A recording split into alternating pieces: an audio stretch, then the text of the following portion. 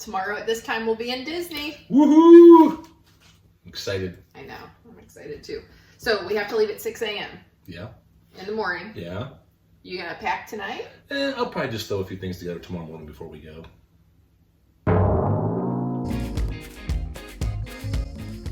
You can certainly pack at the last minute if that's your thing. I know I'm guilty of it. We have a very comprehensive list of things that we're going to go over today. Mind you, we do not pack all of these items every time we go to Disney. Just look it over, pick and choose what you think are the essentials that are going to make your Disney trip successful. We actually pack pretty light because we take the budget airlines and you have to pay for bags on the budget airlines. Make sure you check out our other video on how we save money using the budget airlines. Now, when you are packing light, compression bags can really help out. Also, packing cubes can help keep you organized. You can even use Ziploc bags, maybe put one outfit per bag, especially if you have kids, that'll be really helpful. Now, this first page we have for you is just general clothes, but one thing I want to point out, you don't need dress clothes at Disney unless you have a dining reservation at one of the nice restaurants. Then you might want to pack something a little nicer. Also, think about if your resort will have a laundry room, because if so, you can just wash clothes halfway through the trip and you won't have to take as many. The next part of this list has to do specifically with little kids. If you have little kids going to the parks, pay attention. The one thing that I really want to point out is a stroller. When in doubt, take a stroller. Whether you bring one from home or whether you rent one in the Disney parks or rent one outside the Disney park, that way you can take it to your resort with you. It does not matter. When in doubt, bring a stroller. You'll be glad that you did. Next page is toiletries. One thing I want to point out is shampoo, conditioner, and body wash.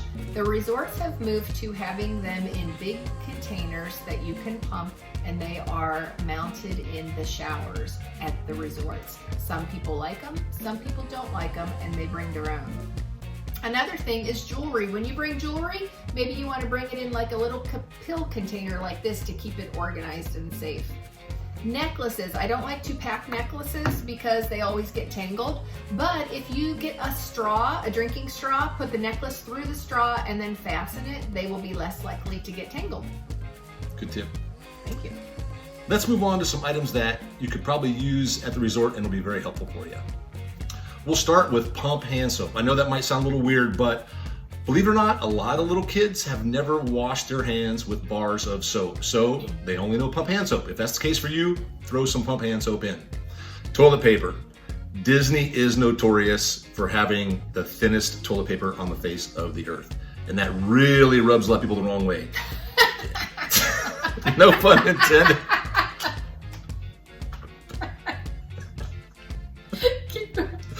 If that's the case for you, bring your own toilet paper. Also, just some stuff to use in the kitchen area of your resort.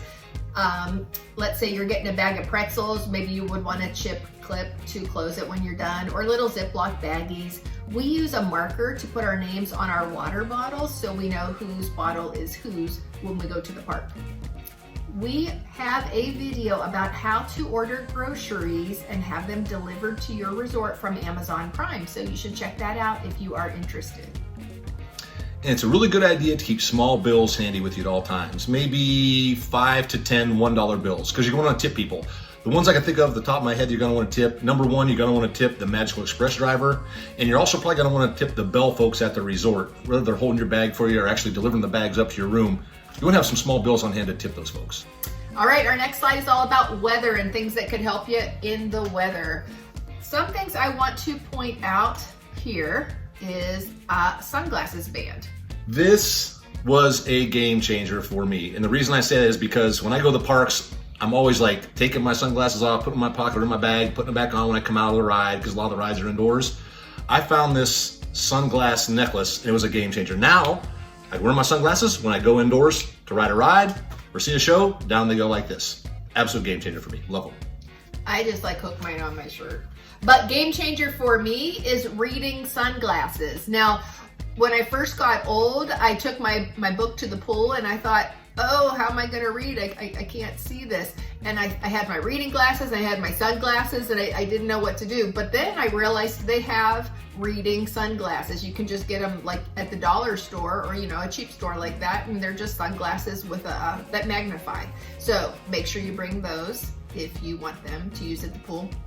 Also, when it's hot out, they have lots of cooling fans. Now, we got these from Menards. They were like $6. You put it around your neck and it blows air on you. And it was fine for my daughter. One battery lasted the whole trip. I didn't think it was that great. I would rather use those around the neck fans, and I think they work a lot better. Or you can use cooling towels. You can get them at Disney probably for 20 bucks, or you can order them off Amazon and you get like 4 or 5 for less than $20. When it rains, if you want a poncho, you can buy them at Disney for a lot of money, or you can go to Walmart before your trip and you can get them for like 97 cents each. Put them in your bag. Some people take umbrellas for either the sun or the rain, and then some people take raincoats too.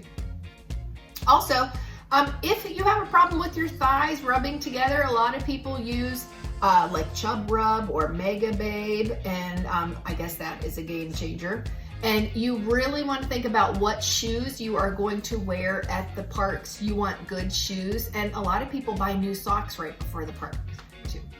Next are a few things, miscellaneous we'll call them, that you want to keep handy at all times when you're in the parks and around the parks. First, any type of ID, whether you have a DVC membership or your driver's license, AAA card, even a Landry card, insurance cards, credit cards, whatever, all those things that you need. Landry card, we're going to do a video on the Landry card, so stay tuned for that. Masks and lanyards. I know we're kind of moving away from masks now. Hopefully they'll stay away, but as of right now, the recording of this video, you still need masks. Keep them handy.